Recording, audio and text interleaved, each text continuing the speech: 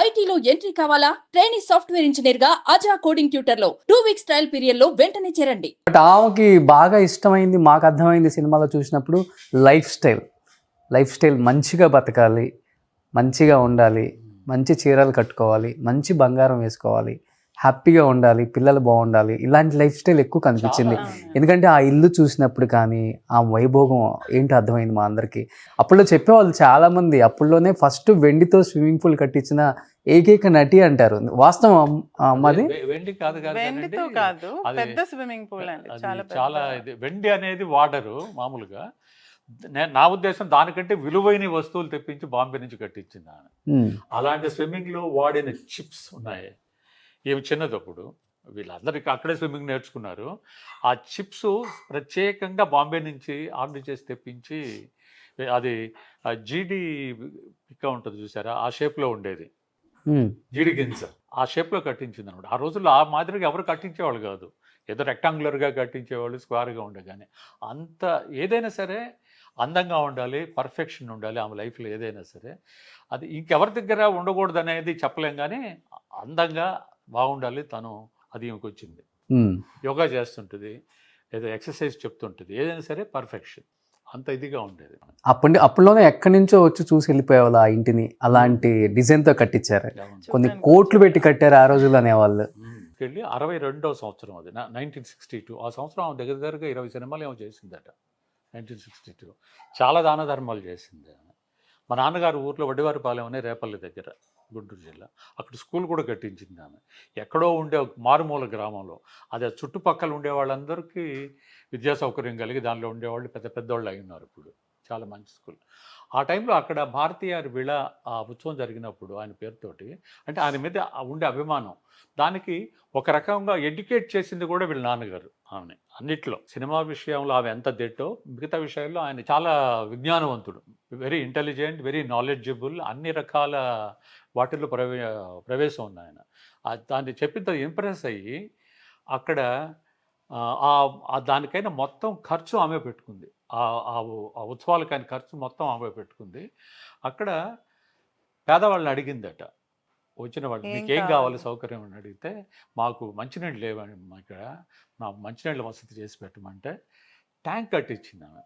దాని మీద ఇప్పటికీ సావిత్రి గణేష్ పేరు ఉంటుంది అనమాట. ఎక్కడ రాజుగారి ప్యాలెస్కి అక్కడికి ఎలా వచ్చిందంటే, ఆ ఊళ్ళో రాజుగారి ప్యాలెస్కి ఎటు వెళ్ళాలంటే ఆ మూల మీదకి వెళ్తే సావిత్రి గారి పేరుతో వాటర్ ట్యాంక్ ఉంటుంది, అక్కడి నుంచి కుడి చేతి పక్క వెళ్తూ ఉంటుందని అంతే. అక్కడ ఉన్నవాళ్ళు, నాకు 2-3 ఫ్రెండ్స్ ఉన్నారు, వాళ్ళు ఇవి వేస్తారు కదా, రెడ్గా మ్యాట్స్ వేస్తారు, గ్రీన్గా కార్పెట్స్ వేస్తే, వీళ్ళ ఫాదర్ మదర్ ఇద్దరు నడిచి వెళ్ళిన తర్వాత వెనకాల కుర్రవాళ్ళు ఏరుకుంటూ బంగారం ఉంటుందని చెప్పి ఏరుకుంటూ దొరుకుతుందో అని పరిగెట్టేవాళ్ళు అంట. మీరు ఇందాక స్విమ్మింగ్ పూల్కి వెళ్ళన్నారు కాబట్టి అది చెప్తాను అనమాట. అంటే దాన్ని మీరు అన్నారే వైభోగం అనేది ఆమె దగ్గర అంత ఇదిగా కనపడిందంట. బంగారం కోసం వెతుకుతూ వెళ్ళేవాడిని మేము, పరిగెట్టేవాళ్ళం అప్పుడు వెనకాల ఆ మ్యాట్స్ మీద అని చెప్పి. అంటే ఆమెకి ఇష్టం అమ్మా, అప్పటికి 100 కేజీలు బంగారం డిజైన్స్ చేసి కొనేవాళ్ళ. జ్యువెలరీ అంటే చాలా ఇష్టం, అందులో గోల్డ్ జ్యువెలరీ అంటే చాలా ఇష్టం. జ్యువెల్ షాప్ ఓపెనింగ్కి వెళ్తే అమ్మని పర్టికులర్గా పిలిస్తే, అక్కడ బిగినింగ్లో మంచి బిజినెస్ ఇవ్వాలి కదా, అందుకని అక్కడ తెగ కొనేసేది అనమాట, అన్ని అందరికి తగిలిచ్చేసేది కొనేసి. బీరువాలో అయితే మా ఫ్రెండ్స్ వాళ్ళ అమ్మ ఫ్రెండ్స్ అంతా ఉన్నారు కదా, వాళ్ళు అనేవాళ్ళు, ఈ గాజులు బాక్స్గా, ఇప్పుడు మనం అంటే గాజులు సెట్గా బాక్స్లో పెట్టడానికి ప్లేస్ ఉండదు, రిబ్బన్ ఉంటుంది కదా, ఆ గాజులన్నీ రిబ్బన్కి కట్టి ఇలా పెట్టేది లోపల, అలా రిబ్బన్స్గా ఉండేది అనమాట గాజులు అంతా. అంత ఇష్టం ఆమెకు జ్యువెల్స్ అంటే. జ్యువెల్స్ అంటే బాగా ఇష్టం, అందుకనే ఇన్కమ్ ట్యాక్స్ వాళ్ళు ముందు దాని మీదే పడ్డారు. Easy target. బెడ్షీట్ మీద బాగా జ్ఞాపకం, ఒక బెడ్షీట్ని పరిచి బీరువాలో ఉండేదంతా కుప్పగా పోసారు, బెడ్షీట్లు పోసి మన చాకలు మూట కడతారే అలా కట్టి తీసుకెళ్ళారు. అంత జ్యువెల్స్ వచ్చి అన్ని మైల గుడ్డలు చాకలు పరిచేసి గుడ్డలు ఇస్తే 4 పక్కల నుంచి కట్టుకుంటారు, అలా కట్టి తీసుకెళ్లారు జ్యువెల్స్. బాక్స్ కూడా కాదు, బాక్స్ లో ఉండే అన్ని పోసేసారు, ఇంకా బాక్స్ గా తీసుకెళ్ళడం కష్టం, పోసేసి అలాగే మూట కట్టి తీసి బట్టలు అనుకుంటారు ఎవరైనా చూసిన. కొన్ని చాలా అలా జస్ట్ లైక్ దట్ అమ్మేసేది. ఎక్స్క్లూసివ్ జ్యువెలరీ అంతా ఉండేది అమ్మ దగ్గర. అంటే చాలా ఇష్టపడి తీసుకున్న డిజైన్ చేయించి. డిజైన్ అవన్నీ కొన్ని ఏమో ఫ్రెండ్స్ దగ్గర వాళ్ళ దగ్గర వీళ్ళ దగ్గర పెట్టి ఉంచింది. కానీ అవి మళ్ళీ తిరిగి రాల. అంత ఇష్టమై కట్టుకున్న అంత పెద్ద రాజభవనం అబిబుల్లా రోడ్ అంటే సావిత్రి గారే గుర్తొస్తారు అప్పటికి ఇప్పటికే ఎప్పటికి కూడా. ఇంకా అబిబుల్లా రోడ్ అంటే సావిత్రి గారి రోడ్ అండి అదే అంటారు. అంత ఇష్టమైన ఇల్లు, కొన్ని వందల కేజీల బంగారం ఒక్కసారిగా మన కళ్ళ ముందు పోతున్నప్పుడు అమ్మని దగ్గర నుంచి చూసారు, సినిమాల్లో కూడా చూపించారు. అమ్మ ఫీలింగ్ ఏంటమ్మా అసలుకి ఆ సెకండ్? అప్సెట్ అయిందండి అమ్మ బాగా. అంటే అప్పుడు తప్పలేదు, అది ఇన్కమ్ ట్యాక్స్ కోసం అమ్మాల్సి వచ్చింది. కొంచెం అప్సెట్గానే ఉండింది. అంటే ఇష్టపడి స్విమ్మింగ్ పూల్ కట్టుకుంది, వెనకాల తులసి కోటకి ఒక పెద్ద గ్రౌండ్ ఇవన్నీ చేసుకుంది కదా, కొంచెం లేకుండా ఎలా ఉంటుంది. అప్సెట్ అయింది బాగా, కానీ తప్పలేదు, ఇన్కమ్ ట్యాక్స్ కోసంగా చేయాల్సి వచ్చింది అనమాట. సో పక్కన 3 ఇళ్ళు ఉండేవి, అందులో ఒక ఇంట్లోకి షిఫ్ట్ అయిపోయి పెద్ద ఇల్లు అమ్మేశారు. చాలా రోజులు చాలా అప్సెట్గా ఉండింది. తర్వాత షీ గాట్ ఓవర్ ఇట్. అందరూ చెప్తుంటారు సావిత్రి గారి జీవితంలో సత్యం అనే ఒక వ్యక్తి ఉన్నారు అని. అసలు అమ్మని రియల్ లైఫ్ లో మోసం చేసిన సత్యం ఎవరు అంటే ఎవరు? ఎవరినో చూస్తే సత్యం ఎవరు అని అడుగుతారు. అబ్బా, ఎందుకంటే వెళ్ళి చంపేసి వచ్చే అంత కోపం. అబ్బా పేరు వాళ్ళు అంటే సత్యం అనే పేరు మూవీకి బాగుంటుంది. అంటే సత్యం అనే పేరు పెట్టుకుని మోసం చేశాడు అని చెప్పడానికి బాగుంటుందని ఆ పేరు పెట్టారు. నేను ఆ పేరు తీసేయమన్నాను, ఎందుకంటే యాక్చువల్ నేమ్ అది కాదు. యాక్చువల్గా మా ఇంట్లో ఒక చాకలు ఉండేవారు సత్యం అని, చాలా మంచి ఆయన. విజయ హాస్పిటల్లో వాళ్ళ ఫ్యామిలీ అంతా విజయ హాస్పిటల్లో చేస్తుంటుంది, మన ఇంట్లో కూడా చేస్తారు. మా బట్టలు చూసి అందరూ అడిగేవాళ్ళు అనమాట, మీ బట్టలు మాత్రం ఎలా ఇంత నీట్గా ఇంత చక్కగా ఇస్త్రీ వస్తున్నాయి. నా స్కూల్ బట్టలు కూడా సెపరేట్గా కనపడేది స్కూల్లో, అంత చక్కగా చేసేవాడు ఆ అబ్బాయి. సత్యం అని పేరు, చాలా మంచి అతను పేరు పెట్టారు మూవీలో. అది నేను అబ్బా ఈ పేరు పెట్టబాకని అంటే, లేదు మా మూవీ కోసంగా చేస్తున్నాం అన్నారు వాళ్ళు. సో యాక్చువల్ పేరు అది కాదు. ఆ క్యారెక్టర్ వచ్చి 4-5 క్యారెక్టర్స్ని ఒకటి చేసి చూపించారనమాట. అది ఒక మనిషి కాదు, అది పని వాళ్ళు 4-5 ఉన్నారు ఆ టైప్లో చేసిన వాళ్ళు. ఇంట్లో మేనేజర్ పేరు మీద వచ్చి మోసం చేసిన వాళ్ళు ఉన్నారు, సొంత వాళ్ళు ఉన్నారు.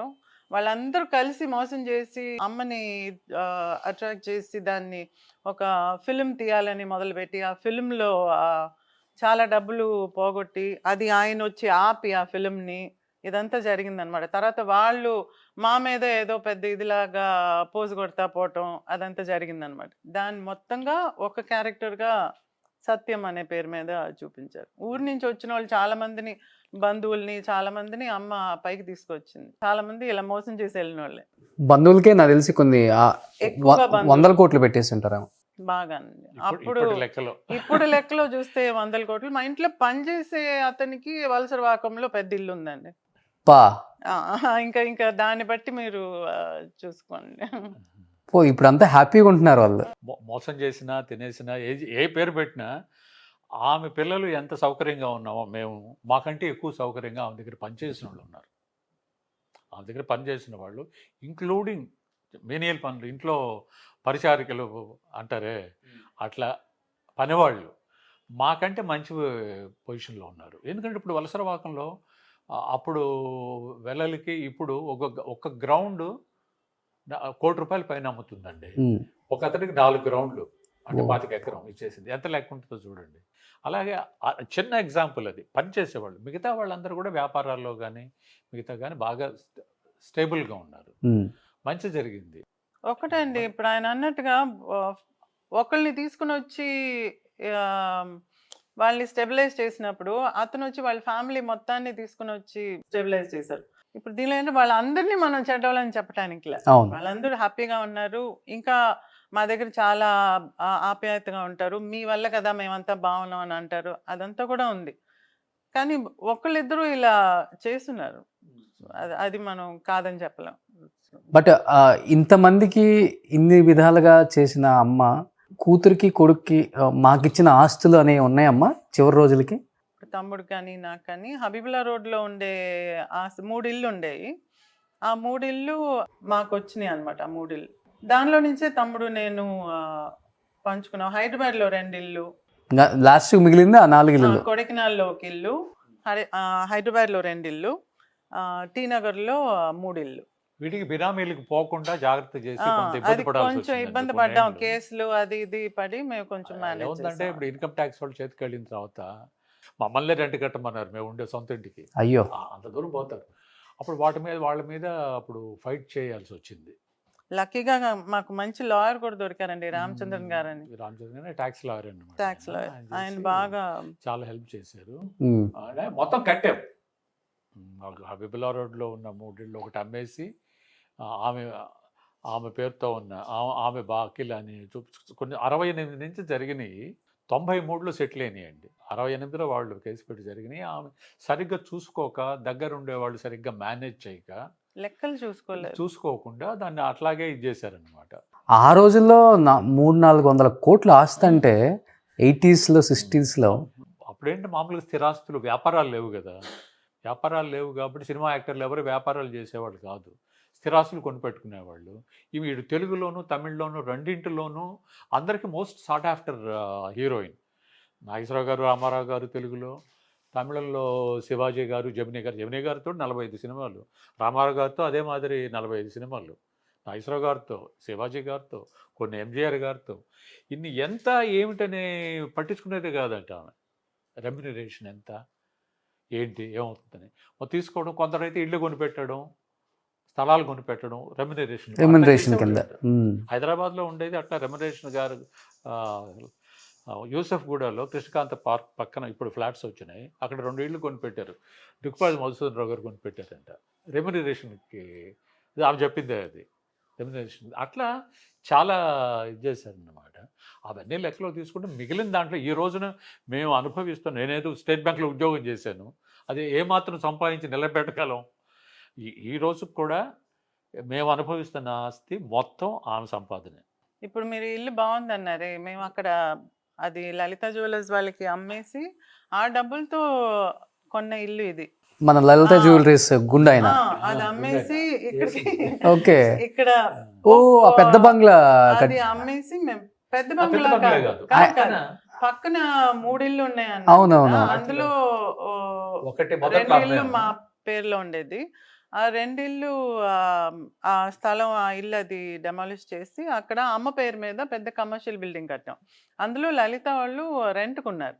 ఒక స్టేజ్లో ఆ రోడ్డు అది కొంచెం బాగా కమర్షియల్ అయిపోయి మాకు పిల్లలకి కూడా అదొక్కటే ఆస్తి.